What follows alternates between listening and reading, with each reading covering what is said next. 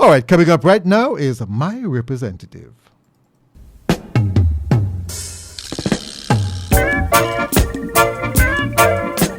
Minister? Hi, good morning. Great to have you, Minister. I have to tell you though that I'm traveling on the road, so I hope we maintain a good connection. Lord, that's a problem, Minister. And I was going to say, why you boycotting the program? But you're up and down so much, Minister, you don't have time for people like me, Minister. Oh, no. There's a lot to be done in education, and I have to get out there. Yes. Because you know that if people don't see and hear about what you're doing, they tend to conclude that you're not doing anything. And especially like you get whole lot more pay, and I do not if them don't hear from you. Now, Minister, this is a different program, and we want to hear from you so that we can be better informed, so we can ask questions. But I say, the people of Jamaica. I don't just bring you here for us into an argument with you. No. So I want you. Of course, I read your speech last year and also this year. I want you to look at what has been achieved and what are some of the plans for this year. You are quite aware there are a number of challenges in that sector. There's a problem of indiscipline. There's a problem of kids going from class to class, yet leaving at grade 11, and they get it now, certificate, and some of them can't even sign their names. We have a problem with the teachers in terms of many of them are not functioning very professional.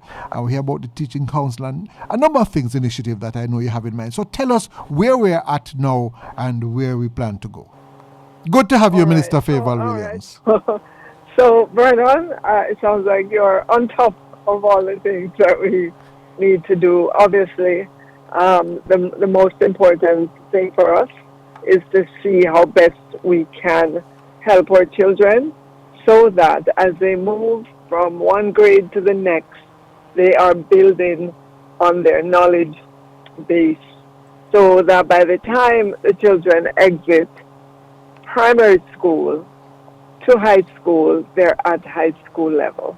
So it's a mama's task for us to do this, because there are many children who need personalized attention in order to get to the reading level that we want them to get to. So, for instance, the early childhood sector just recently did an assessment of all the 4-year-olds in the system.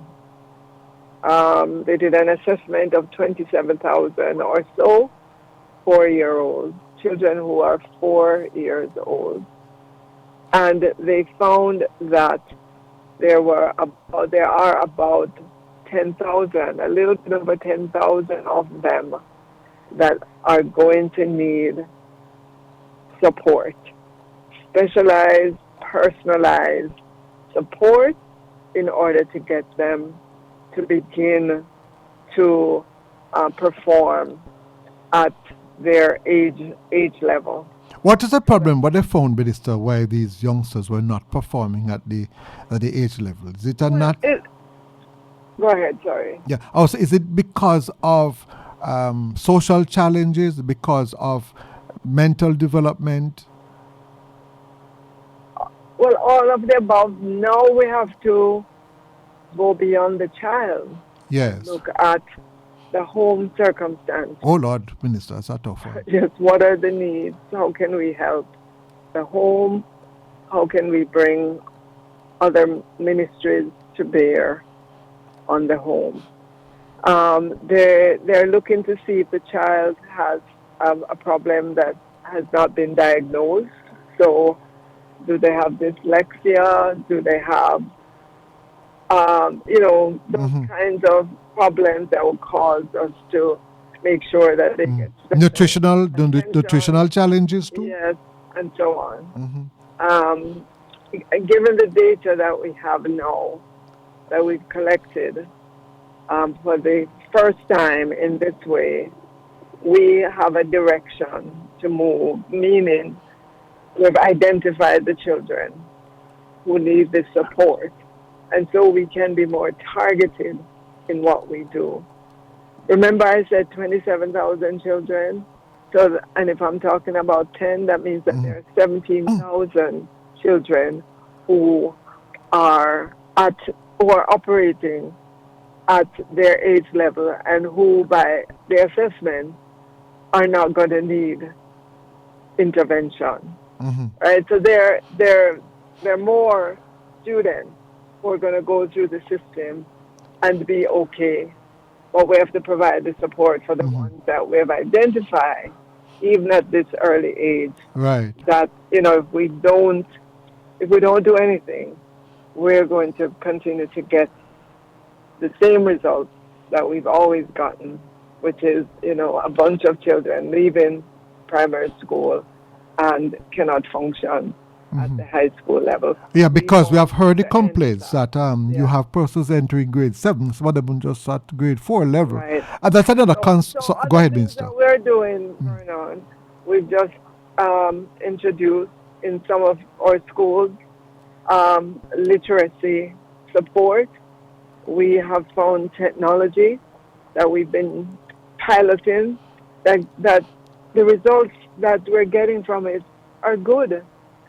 Children who were not reading well, and we put them through this program. Of course, it's not just the technology, it's the adult support that you have as well, that in a short space of time, we're getting them to read at significant levels above where they started. So we are expanding that into other schools. Right. Right. And, we know that we're going to get the results. But the child has to be willing to do the work. The adults around them who are supporting them have to do the work as well in order to get those results. It's not a magic. But therein lies the problem, Minister. And that's why you're going to have to become the mother and the father now. Because when in the 60s, for example, they was talk about people if you put their name on dumpling and yam it same way. But I will tell you, in those days, those parents, whether they knew it or not, they would be encouraging their children to concentrate on their education. Live in a society where children are now having children, and the priorities are quite different. So you will also have a problem getting those children to understand or to see the need to be educated or to get a skill. Well, Vernon, we are encouraging parents. We know that parents are busy. They have to make sure they're earning and providing for the children. But we're asking them to do one more thing. Just listen to your child read for half an hour every day, just religiously. That is going to help that child immensely. Just let them read. Initially, they might be bucking on the words. Be patient. Yes. Just listen. And every night or as often as you can, just sit down. Doesn't matter. Go on your phone and find something they could read. Or there are many books around. Or libraries are begging parents to come in and register their children so children can borrow the books that are there if there's a deficiency in books at home. But we want to get it through to parents. Just help us and sit with your child for half an hour and just have them read to you, even if. Yes. What can I say? Just have them read. They should be advising you that you need to have your children do that. These are big people already, but life is like that, Minister. And I will tell you, if you can encourage them and get that message across, they do nothing, then you'd have done your work.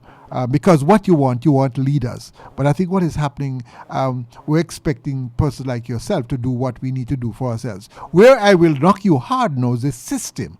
I have a challenge with a system where you promote a child from class to class based on age rather than competence in a particular grade. And I think that if you promote a child from class to class, say from grade 7 to grade 8, the child is not competent, especially the males. They're going to become frustrated. They're going to become troublemakers. That's where I have a problem. And I think we need to stop that.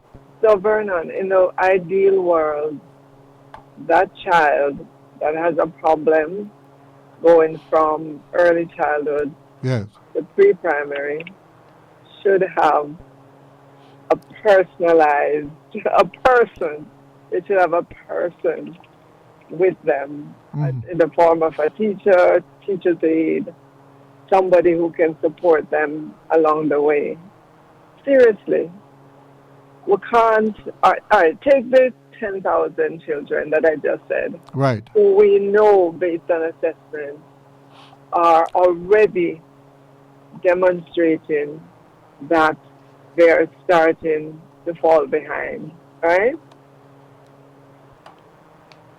We can't keep back those 10,000 children. We have to provide the support to get them to the level. Right. If somebody during the school day needs to sit with them at their desk or at a table and say, or come, let me hear you read, or 3 plus 3, and you have some things that you can demonstrate on the table in front of that child to say, we have 3 apples over here, 3 bananas over here, count them and tell me how many. That is the kind of intense work we have to do with those children as they move from grade to grade to eventually getting them at the level. That's what we're going to have to do. Let me tell you what, Minister. Probably coming there for a long time. And I believe that the amount of qualified persons you have out there, they need to take on some of that responsibility. Like when I was a youngster, you know what they used to do? When they leave at, they call it third book. That'd be grade 9. Used to have youngsters who stay and they hang around the school. They do their first year, second year, the third year. They call it the Jamaica local exams. And they would classify them as pupil teachers. They were able to give this sort of personalized attention. Now, I'm not sure that is, I'm not sure. It's not happening these days. And it did 2 things. It gives that youngster a chance to be mentored by the principal. And those are the persons who eventually went on to teachers' colleges, What is not happening is that persons know they say they're bright, they have 10, 20 subjects. And they say they're bright, they go to teachers' colleges. But they're not teachers. And they have not been given that sort of mentoring, which is probably far more important than just the training that they get on teachers' college. So I believe, I don't know how the system can incorporate that again, but there are many old-time things that used to happen. We have thrown them away, but they can work. And principals out there, boards, will not have to use their initiative. I don't know how that would fit into the ministry's policy of having a youngster as part of, you probably have the 6 farmers, you have that program where you have, where you have them assigned to these schools. Yes. We're going to have to look at something like that as well, to see how we can pair up, even within the school, the children who are, let's say within a primary school, the children who are in grade 6, who are doing well, who are excelling. Yes. To pair them up with a younger child where they can interact, and read with that child as well, and so on. There are just things that we have to do. Yeah, man, we have to be creative. Setting. Yeah. Definitely have to be creative. But one thing I can tell you, Minister, the whole idea of moving a child from class to class based on age, Minister, if you don't get rid of it, you're going to be back at square one. And it is better to have someone graduating, say at grade 9 level, competent at grade 9. So when they leave with a paper saying that this person is competent at grade 9. When they go out in the world they can know as an adult go to an institution and they register at the grade 9 level. Rather than sending them through the system, going to grade 11 and basically they're graduating at probably grade 4 or 5. And what we do now, we pick out the brightest ones, so we call it, and we'll allow them to do CXC and so on, so we get 90% pass. And we ignore those who did not get that opportunity to take that exam. So I think another thing of assessment, Minister, we want to assess the performance of our teachers, not based upon how many 6 the students have passed. But if you get a child at, say, grade 4, in 5 years, that child shall move from 4, 5, 6, 7, 8, 9. What we ought to be looking at is how that child has progressed, how that child has become competent after 5 years. And I think that would be an excellent way. Somebody said to me that is a space problem. I said, no. It just simply means you'd have larger grade 8s or larger grade 9s. So you'd need staff now to be deployed in that area. But the same amount of students will be coming in every year, just that one child might stay at grade 8 for 2 years. So grade 8 might be a larger group, but you'll be processing the same amount of students. Minister, I beg of you. And there's another thing when you come back I want to look at is the socialization of these young people, the clubs. I was in charge of an organization, and I don't think we need to go back to that one because a person will say that it's colonial. That's the Duke of Edinburgh Award. But we need an award system in the schools, young people, because first, young people can go to a bush and learn too, not only in the classroom. When you come back, Minister, we can talk more about that. All right. But it can't be just you alone, Minister. The principals, the boards, the management, and Minister, the parents, them. Be feel strong with the parents and now do their work yesterday. They shouldn't be allowed to have any more children. You can't pick and expect politicians to mind them and look after them. We are ramp. Maybe I have some very weird opinions, Minister. You must make policies and say what happened, but I think too many persons are expecting politicians to do first what we can best do for ourselves. You're tuned to Vernon Derby. Oh, love, get ready for roller. Oh, love. Welcome back. Hope we have the minister on the line still. I think we have lost our minister. Still here. Yes, Minister. Let me tell you something. You need to come on once a month, because we're not going to be able to. No problem. We need to. All right, Minister. What I want you to look at, 2 things I wanted you to look at. Well, first thing, Minister, definitely I would love you, and that is not coming from me, from my listeners also. This whole idea of promoting kids from class to class is something we have to do something about that, Minister, because it's like I regard like mass production. Just putting the product. Vernon, let me say that is not something we want to do. Yes. It's something we.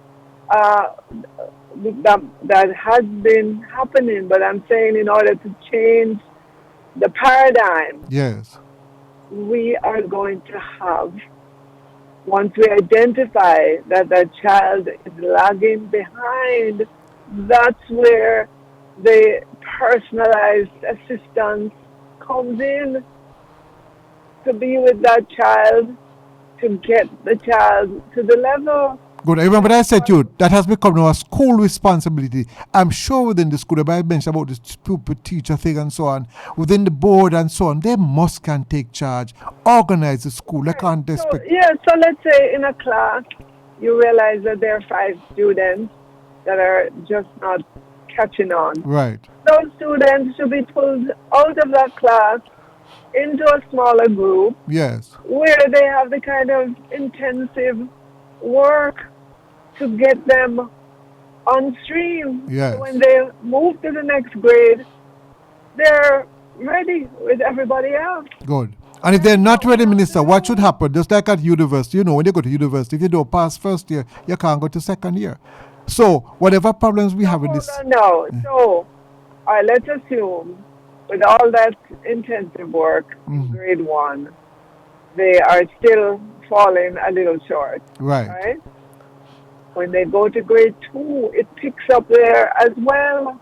Yes. So, that same intensity should continue in grade 2, right. grade 3, grade 4, so that they don't keep falling further and further behind. And then they turn the troublemaker them, and then join the gangs. Right. So that's what I'm saying. You notice the teacher in the classroom can know who is keeping up, who is falling behind, who is not doing. And like I said, 4, 5, 6 students, they have to be pulled out into a smaller group, and they have to be given some special attention. Not just one day, right. Not just 2 days, but consistent, so that they begin to catch up and their understanding begins to grow. By the way, Minister, let me tell you about creativity. The days gone by, when they didn't have as much space that they have now, because you have more classrooms now. Persons tell me, we don't have enough space. Well, in those days, I'll probably the children who are slow, and some teacher go there or one of the students to say grade 9 are those doing first year, second year, and third year exams. I tell the kids them slow, not 2 man work with them. So I'm saying to you, we have financial challenges, we have physical constraints and so on, but we can do something. And I'm saying, no, I just would love you to give the order. If they have any problems, they say what the problems are. But a school with a board and management, if we don't pay them more money, they must can make certain decisions on their own. Let me move to another thing, Minister. The indiscipline in our schools, Minister. We have to put down our foot. You can't go on, so Minister. I have to put down our foot. Kids must learn that when they go to school, they must behave. They seem to have all kind of rights these days except the right to learn and behave themselves. It's bad, Minister. Vernon, at every chance that I get, I say to students, you must obey the school rules. They're there for a purpose. They're there to help you to learn. If there is a disagreement with the school rules, there is a process through which you can present a disagreement. Yes. If as a parent you don't like a particular school rule, come to parent-teachers meeting. They're not going, Minister. Then we need you have to participate in the life of your child while they're going. They probably call a college show, make up nice and cuss go on bad, rather than be a part of the solution. We have a number of programs in our schools as well. You will know that several years ago we put in these deans of discipline in our schools. So those are persons, if the teacher decides that a child is being unruly, they can refer them to the dean of discipline, and there is, some sessions that they can have. If the dean of discipline feels that he or she is not able to handle the situation, we have on call psychologists, psychiatrists, counselors. It can be, you can get it remotely, you can get it in person. So we have these services at our schools that we have put in. We put resources behind it to help in those situations in which it cannot be handled at the school level. Because sometimes what is happening to the child is more than a dean of discipline, a guy can manage. But Minister, whatever decisions you have to make, Minister, it is clear that it might be working to some extent, but it's not working the way it's ought to work. In the schools, turn on it on the Okay, so we're going to make an effort to get back to the Minister Fayval Williams. And boy, there's so many things to cover in education. But one thing I tell my listeners is that the problems that we are having in that sector is not just a political problem. It probably becomes a political problem when it's affecting the whole country, and therefore our politicians have to take further actions to mitigate against some of the problems. You have youngsters in the schools, for example, who really, they ought not to remain in those schools. They can't remain there at all. And what you have to do, so where they must do? So why you ask, you think the school is a dumping ground? You think the school is a holding area for criminals? No, the school cannot be. And you cannot have young criminals in our school. One or two, and they turn the school upside down. No, sir. All you have to take in a criminal boy, look upon the principal and say, hey, dirty boy, who you talk to? Right? They say, the school lose respect for the principal, especially if parents come and bad man come and everything.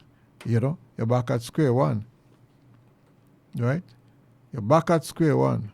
So, the disciplinary problem is a real problem in our school. In the whole country, as a matter of fact. And where you're having discipline, I'm going to tell you, you cannot achieve much at all. When I went to school, you might say it backward. But when your parents leave you in school and say, teacher, only save the eye. Now, they don't really mean that. I know that. But the philosophy is, teacher You are in charge. I don't know parents can send them to go to school and them can stay in them yard and be in charge. It's not possible at all. It is just not possible. So what we have to do, we have to have competent teachers, responsible teachers. So when you send your child to the school, you don't have to worry. You cannot tell picnic, say, teacher for do this and teacher for do that. No, and teacher can't talk to you so. Because you are undermining the person who is supposed to guide your child. Well, I will tell the truth. Not for no parents don't need guidance themselves. I've said on this program many times that you have teacher, you have to have license. You have to have license to be a parent. They say what teachers must be licensed. But if teacher must apply for license, they're up to the parents too. Eh? Right? When you're going to have somebody training your child, you say they should be trained and they should have a license and so. But yet anybody can have picnic and do what they want to do with it. No. And that's another problem that we have. I know in other countries you have social workers who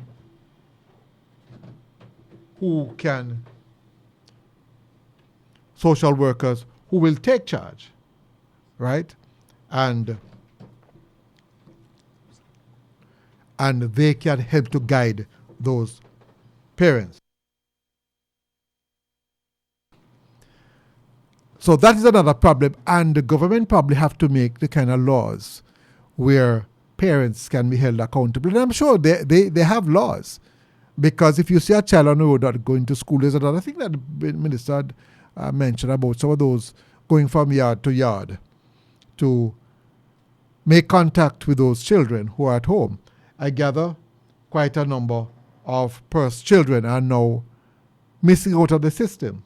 Now, you want to have a system where if you have a child and your child has not attended school, I have not reported the matter, right?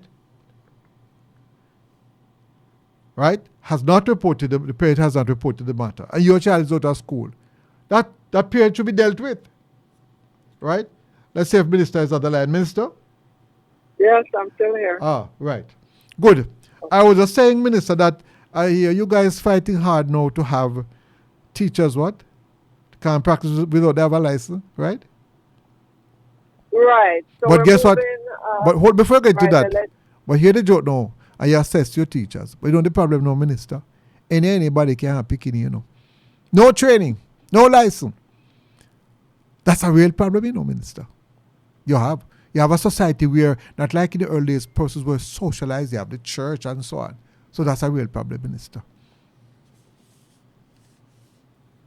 Vernon, I'm not hearing you well. Okay. I don't know if there was a question you were asking me. Yes, I was saying that our teachers or parents, they're not socialized properly. Children are having children.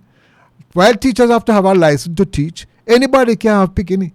And government will now have to do something to ensure that parents carry out their parental responsibilities. They can't just throw it on the classroom. Well, in the education system, we believe that creating a regime in which teachers have to be licensed will increase the professionalization of the teaching industry. As you know, there are many countries across the world in which if you want to teach in the public education system, you have to be licensed. There's a minimum level of education that you have to attain. And, you have to renew that license. And as well, there will be a function within that licensing authority for complaints and issues to be dealt with as well, which we believe will be more robust than what exists currently. Mm-hmm. And so we're working through the process. It's been a very visible, very open process in Parliament. We gave as many groups and persons as possible to come into the Parliament with their submission, with their feedback, with their thoughts and opinions, and we extended the time over which we sat and listened and interacted with persons. And now where we are going through the deliberations of the bill, clause by clause. We're taking into consideration some of the ideas, suggestions that the different groups brought to the fore, and assessing those, and where we can make, changes. We have done so because we think that the idea that was presented was a good one. Right, but Minister, the problem is, while you're getting trying to improve the standards of the teachers, at the parental level, you have a real problem. Anybody can have 4, 5, 6 picking. They don't know how to grow them, but they don't. So that is where we also have a problem. I don't know how you're going to do that. So at the parental level, yes, what we can provide from the Ministry of Education and the youth, we can provide training for parents. We can provide mentoring, and we are doing that. But I have to say, it's early days yet, and given the number of parents we have across Jamaica, we need to scale up the activities that we're doing right now. So, for instance, we have a little over, I think the number is 500 parent mentors. We probably need 10 times that number of parent mentors, And this is where the churches, the churches can play a role, and other NGOs can play a role. I just find that role is not being played. Yes, all these entities have a role to play. Yes. The church has a role to play. Civil society. There are many other institutions that can help and guide our parents. When you have a child, there are no instruction books that come with it. You say it right, Minister. You as the person having the child, you have to educate yourself on child rearing. But hear what now, Minister? In the early days, whenever you come from a country like me, but when the woman them go a river, the older woman them use the time for coach the young girl, Let me tell you something. Right. So when you have them little picnic, especially boy picnic, you have to know if you grow up the boy picnic them good, and that is taught at the riverside. Now you go to university, you study your physics, your chemistry, your literature. What the hell they teach about how to grow up your child and to have a baby? No person graduate from university, they must go to school now to learn how to look after a baby. Minister, it is not pretty. So it is not just a minister. Vernon, we don't have that structure that you described just now, where you have persons growing up in large extended families. Yes. So they have the experience of the grandmother or the auntie right there on the ground. Right. Jamaica has changed. Persons live in other parts of Jamaica and the world. They have to work in other parts, and so they have to create those services for themselves wherever they go. And that's what I'm saying. If you look across the system, we're putting in place, we have put in place what we're calling parent places, where you can go and be with other parents, hear the issues, be with a professional in those spaces. Those are some of the substitutes. But you know what, Minister? That we have to put in. I'm going to go for the break now. But extended family that you used to have. Yes. But, Minister, I'm going to go for the break. But you know what I love to have? Where the law stipulates that parents, notice that's why I mean, I support Mother's Day, not Minister, I support Parents' Day, right? You can't pick it without just mother or father alone. I believe, for example, that a parent ought to be required to attend at least 2 parent-teachers meetings. There are certain things that the law need to stipulate. Too much parents have too much freedom to do what they want to do. But, Minister, there's another thing I love to discuss, but probably going to need another time. Because you'll be surprised, Minister, just talking with you, and we set the tone in this country, things can change. It's not about just laws, about the minister doing something. And nothing I love to see back in place is always socialize the young people. I was involved in a program called the Duke of Edinburgh Award. And since I've left, it has literally gone to the ground. I'm very disappointed about that. You need a national program now, working together with the girl guides, all of them together to socialize the young people, because learning the physics and the chemistry and the maths, I will get first degree and second degree with honors. That's a very good topic. We can pick up after the break. You say you're going to No, we don't have much time, Minister. You better make sure you cancel all your other meetings. On that though, Vernon. Yes. We call them the uniform group, the 4-H club, the Girl Guides, the Scouts, all of that. Guess what? In the last year when I spoke about it, we said we're going to put some support and get out there and have more children become a part of these organizations. Oh, by the way, Minister. We are seeing it, Vernon. Yes. 56% more this year. Yes. We have 56% more children as part of these uniform groups than we did pre-COVID. So pre-COVID, we had about, if I could grab the numbers, let's say, I'm trying to have to run, Minister. I'm going to have to go for the break. Probably because Paulo will come back to say thanks because we cannot go over. I'll find the number when you come back from the break. Right. But that is what I would love to have you for 1 hour to talk about. All right. Okay, going to go for the break right now. You're tuned to Vernon Derby. Oh, love. Get ready for roller. Oh, love. Welcome back. You're listening to Rhythm FM, coming to you live from Kingston, Jamaica, broadcasting on FM band at 102.1, 102.3, 102.5, 102.7, and 102.9. Of course, we have the Minister of Education and Youth, and she has about 2 minutes, Minister, so I'm just going to hand over the program to you, but you have to make an appointment to come back. Minister, over to you, Minister, to make your final comments. So before you went on the break, we were talking about getting our children involved in the uniform group, and we have 12 of those that we approved. I won't be able to list all of them, but you know some of them: the Jamaica Combined Cadet Force, Boys Brigade, Girls Brigade, Scouts Association, Girls Guides, Pathfinders, 4-H Club, Red Cross, St. John's Ambulance, Cadet Corps, and so on.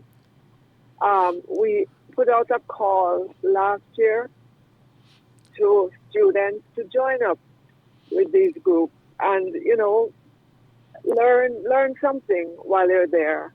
And believe me, Vernon, before COVID, we had something like 13,000 students who were in these groups. Now that has gone up dramatically because the children are signing up. So sometimes it does need for us to bring these things into their consciousness. So, put it right in their school when they have, when they have events at school. That's how the children get familiar with some of these situations, because some children are in rural parts. They don't come across, let's say, the cadets. It's not something that they wake up and think about. But if you introduce it to them while they're in school, they will join. They will. And they will become a part of something that is bigger than themselves. And we want to see more. What we're seeing as well is that adults are volunteering to be trained so that they can lead these different groups in their schools and in their communities. Yes. And that is Minister, time has gone. We want more volunteers. But one thing I will to help, Minister, if you to talk you off here, is about having again, it's there but it's not working, a national award program, because we give awards to a lot of those business people and those who are up in age. But the young people need two systems, a national demerit system and a national award system. Through that same youth thing, linked with all those groups. And I'll talk to you another time about it, because young people, if they are motivated, trust me, they'll do quite a lot. I've worked with them, Minister. Once I had over 10,000 of them working with, they will. Minister Fayval Williams, thank you very much. It is clear to me that we need a partnership. We need to talk more often, because they say you must have job description. Let me tell you, if you talk and you talk sense, you have done your job. We just need to follow. All right. Thank you very much. Have a wonderful day, Minister Fayval Williams.